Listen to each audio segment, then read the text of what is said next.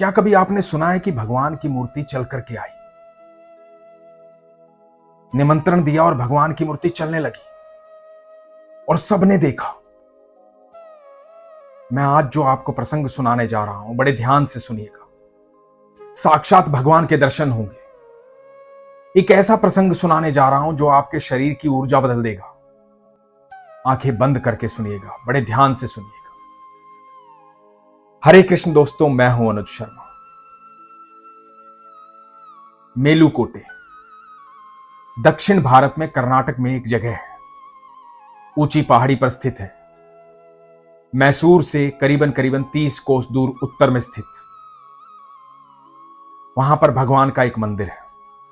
भगवान का यह मंदिर बड़ा अद्भुत मंदिर है, तिरुचिल्लवा नारायण मंदिर। आज से करीबन 1000 साल पहले भगवान के एक अनन्य भक्त थे, ठाकुर जी के अनन्य भक्त थे, रामानुजाचार्य। रामानुजाचार्य बड़े अद्भुत व्यक्तित्व के मालिक थे, अनन्य भक्त थे ठाकुर जी के। लोगों के अंदर ईश्वर के प्रति विश्वास को जागृत किया उन्होंने। बेहद प्रेम करते थे ठाकुर जी से। ठाकुर जी से हर प्रकार का रिश्ता था उनका, एक पिता की तरह, एक भाई की तरह, एक दोस्त की तरह, एक गुरु की तरह। एक रात में उनको स्वप्न आया। स्वप्न में ठाकुर जी आए। ठाकुर जी ने कहा कि तू आराम से सो रहा है और यहां एक राजा की बेटी मेरे साथ खेल रही है, मुझे खिलौना समझ रही है। मैं यहां दिल्ली में हूं, एक राजा की बेटी मेरे साथ खेल रही है, तू आराम से सो रहा है। रामानुजाचार्य जी ने सपने में कहा कि प्रभु आदेश दीजिए, मैं क्या करूं। भगवान बोले, मैं क्या करूं? यहां आ और मुझे लेकर जा। यह भगवान का वो रूप था जिन्हें संपत कुमार के नाम से जाना जाता है। सुबह रामानुजाचार्य उठे। उस समय मुगलों ने काफी मंदिर तोड़े थे। देश में कई मंदिर तोड़े गए थे। उनमें से एक मंदिर यह भी था। इस मंदिर के जो ठाकुर जी थे, उन ठाकुर जी को अपना गुड्डा समझ करके मुगल सम्राट की बिटिया ने अपने पास रख लिया था। उनको लगा कि एक खिलौना है ये। बड़े सुसज्जित होते थे भगवान, खूबसूरत होते थे। मुगल सम्राट जो था वो टर्की का था। उसकी बेटी ने सोचा कि ये तो मेरा खिलौना है, मेरा गुड्डा है, मैं इसको अपने पास रखूंगी। सुबह शाम भगवान के साथ रहती थी, ठाकुर जी के साथ रहती थी, उनके साथ खेलती रहती थी। भगवान का नाम संपत कुमार। भगवान संपत कुमार के नाम से प्रचलित थे। ठाकुर जी का यही रूप रामानुजाचार्य जी के सपने में आया। सुबह रामानुजाचार्य जी जब उठे, उन्हें यह सब बात पता चली। वो अपने हजारों शिष्यों के साथ दिल्ली चले गए। दिल्ली जाकर के मुगल सम्राट के दरबार में विनती की।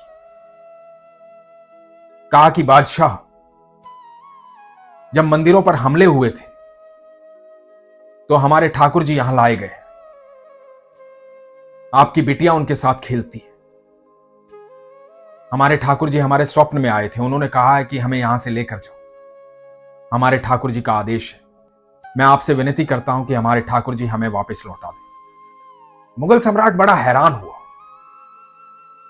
कि स्वप्न में आकर के ऐसा कहा कि मेरी बिटिया के पास ठाकुर जी है।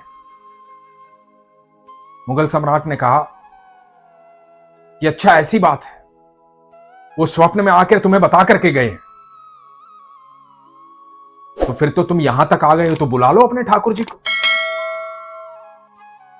और यदि तुम कहते हो कि वो इतने ही साक्षात है, इतने ही जीवंत है, और तुम्हारा स्वप्न सच्चा है, तो यहीं पर बुला लो जहां खड़े हो। यदि तुम्हारे ठाकुर जी आ गए तो मैं तुम्हारे ठाकुर जी तुम्हें सौंप दूं, और यदि नहीं आए तो तुम्हें खाली हाथ वापस जाना पड़ेगा।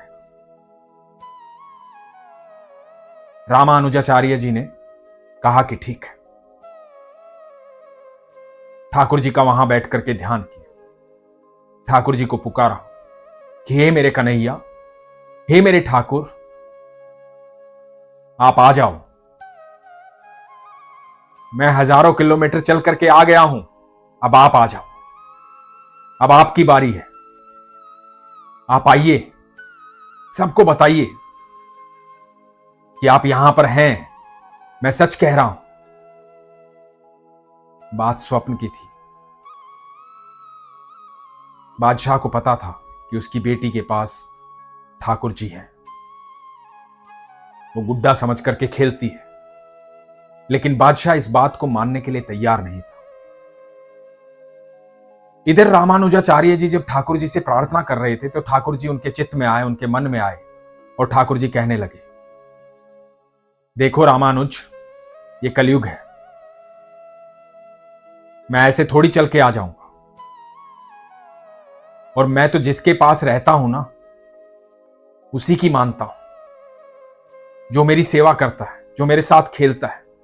जब मुझे सुलाता है मैं सो जाता हूं, जब मुझे खिलाता है मैं खा लेता हूं, जब मुझे बिठाता है मैं बैठ जाता हूं। जो मेरी पूजा करने वाले होते हैं, आराधना करने वाले होते हैं, प्रेम करने वाले होते हैं, वो जैसा मुझे रखते हैं मैं वैसा रहता हूं। ये कलयुग है, तो तुम किसी चमत्कार की अपेक्षा मत करो मुझसे। ये सुनकर रामानुजाचार्य जी को गुस्सा आ गया। मन ही मन ठाकुर जी को बोले, अच्छा, स्वप्न में आके आदेश देकर के यहां तक बुला लिया है, अब आप कह रहे हो कि कलयुग है। अपनी मर्जी से आप जिसे चाहे दर्शन दे देते हैं, अपनी मर्जी से चाहे जहां चले जाते हैं। मैं विनती कर रहा हूं तो आप आ नहीं सकते। यहां भरे दरबार में लोग क्या कहेंगे कि मैं झूठा हूं, इतने लोगों को लेकर यहां आया हूं। मैं बादशाह से विनती कर रहा हूं और वो मुझसे कह रहा है कि बुला लो अपने ठाकुर जी को, और आप कह रहे हैं कि मैं आ नहीं सकता। यदि आप नहीं आए तो मैं यहां से चला जाऊंगा, आपको आना पड़ेगा। रामानुजाचार्य जी के इस क्रोध को देखकर ठाकुर जी मुस्कुराए, क्योंकि ठाकुर जी को रामानुजाचार्य जी अपने पुत्र स्वरूप भी मानते थे, गुरु भी मानते थे, दोस्त भी मानते थे, भाई भी मानते थे। बताया जाता है कि जब रामानुजाचार्य जी ने ठाकुर जी को इस तरह से पुकारा तो भरे दरबार में बादशाह की बेटी के कमरे से ठाकुर जी का विग्रह चलते हुए आया। सबके बीच में भरा दरबार देख रहा था, बादशाह देख रहा था, सब देख रहे थे। मोर मुकुटधारी ठुमक ठुमक कर चलते हुए आए और आकर के रामानुजाचार्य जी की गोदी में बैठ गए।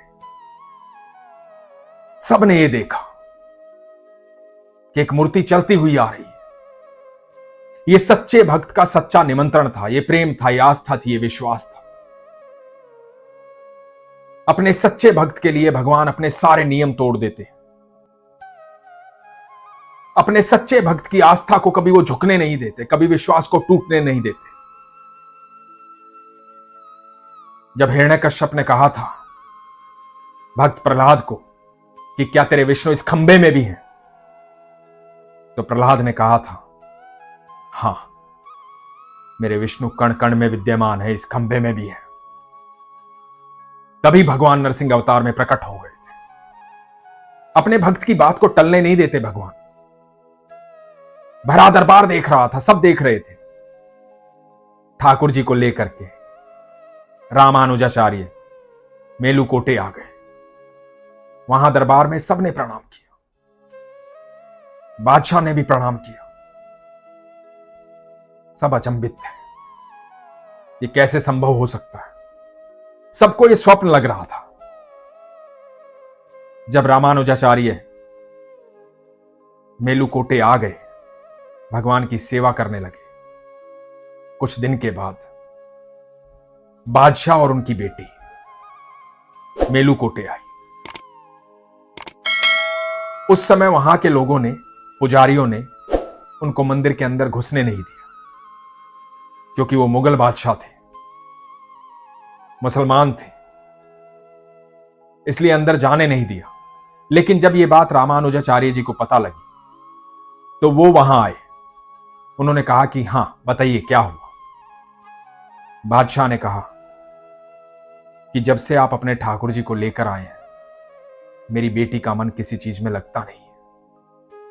रोती रहती है, परेशान रहती है, दुखी रहती है।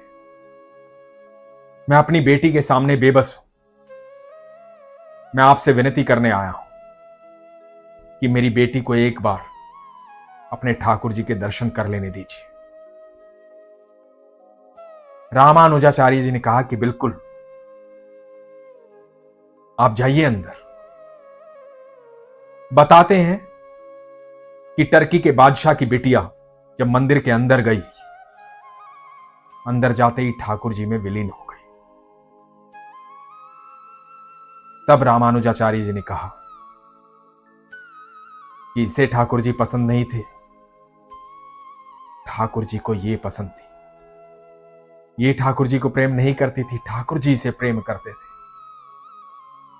ऐसे लोग विरले पैदा होते हैं दुनिया में जिनसे ठाकुर जी प्रेम करते हैं। आपकी बिटिया को ठाकुर जी प्रेम करते थे। टर्की के बादशाह भाव विभोर हो गए, नतमस्तक हो गए। आज भी उस मंदिर में एक छोटी सी मूर्ति है। वो मूर्ति है टर्की के बादशाह की बेटी की, जो उनके प्रेम में दीवानी थी, ठाकुर जी के प्रेम में पागल थी, बेहद प्रेम करती थी। भाव चाहे कुछ भी रहा हो, लेकिन प्रेम तो था, और इतना अत्यंत प्रेम था कि ठाकुर जी में विलीन हो गई। आज भी साल में एक दिन ऐसा आता है जब ठाकुर जी का और उस बिटिया का विवाह करवाया जाता है। उनके प्रेम की बात की जाती है, सच्ची आस्था की बात की जाती है। और जिस दिन यह विवाह समारोह होता है, उस दिन ठाकुर जी पठानी सूट पहनते हैं, क्योंकि वो टर्की के बादशाह की बेटी थी। तो हमारे ठाकुर जी टर्की के बादशाह के जमाई हुए। ये सच्ची आस्था की बात है, सच्चे प्रेम की बात है, विश्वास की बात है। हमारे ठाकुर जी जगन्नाथ है। वो किसी एक संप्रदाय के नाथ नहीं है, किसी एक जाति के नाथ नहीं है। वो हर जीव के नाथ है, जगन्नाथ है, पूरे जगत के नाथ है, अनंत ब्रह्मांड के रचयिता है। अनंत ब्रह्मांड उन्होंने बनाए हैं। हर जीव को ठाकुर जी से प्रेम करने का अधिकार है, क्योंकि ठाकुर जी हर जीव से प्रेम करते हैं। जब आपकी आस्था सच्ची होती है, आपका विश्वास सच्चा होता है, तो आपको ईश्वर की अनुभूति होती है। इस अनंत ब्रह्मांड में जितने भी जीव हैं, सबका जीवन अच्छे से चलेगा, क्योंकि ठाकुर जी सबसे प्रेम करते हैं।